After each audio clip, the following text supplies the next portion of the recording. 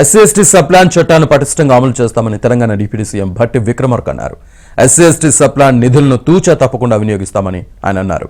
నల్గొండ జిల్లా నాగార్జున సాగర్లో గిరిజన ఆదివాస శిక్షణ తరగతుల ముగింపు కార్యక్రమంలో డిప్యూటీ సీఎం భట్టి విక్రమార్క, మంత్రులు ఉత్తమ్ కుమార్ రెడ్డి, కోమటిరెడ్డి వెంకటరెడ్డి పాల్గొన్నారు. అర్హులందరికీ ఇందిరమ్మ ఇళ్లు ఇస్తామని మంత్రి ఉత్తమ్ కుమార్ రెడ్డి అన్నారు.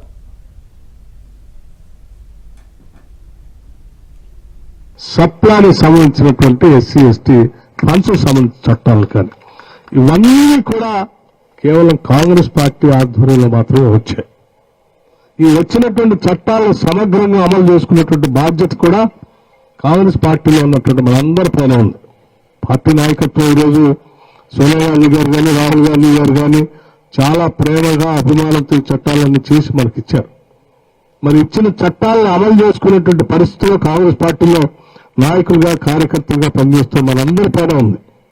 తప్పకుండా ఎస్సీ ఎస్టీ సప్లానికి సంబంధించిన నిధుల్ని తూచా తప్పకుండా అమలు చేసే బాధ్యత నేను తీసుకుంటాను. ఎందుకంటే ఆ శాఖను చూస్తా ఉన్నాను కాబట్టి మా మంత్రులు చెప్పినటువంటి సలహా సూచనల్ని తూచా తప్పకుండా అమలు చేసే బాధ్యత తీసుకుంటామని కూడా చాలా స్పష్టంగా మీ అందరి సమక్షంలో ఈరోజు మాటిస్తా ఉన్నాం.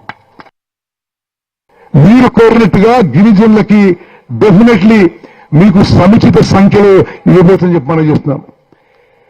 రాష్ట్రంలో నిరుపేదలందరికీ అంటూ నేను ఇలా రేషన్ కార్డులు ఇవ్వబోతున్నాము. అందరికీ స్వతంత్ర భారతదేశంలో ఎక్కడ జరిగిన విధంగా ప్రతి నిరుపేదలకి, ఎస్సీలకి, ఎస్టీలకి, బీసీలకి, మైనారిటీలకి, వీకర్ సెక్షన్స్ కి, అణగారిన వర్గాలకి, పేదలకి అందరికి కూడా మరి వచ్చే నెల నుంచి ప్రతి ఒక్కరికి 6 కిలోల సన్నబియ్యం ఉచితంగా ఇవ్వబోతుంది మన కాంగ్రెస్ ప్రభుత్వము.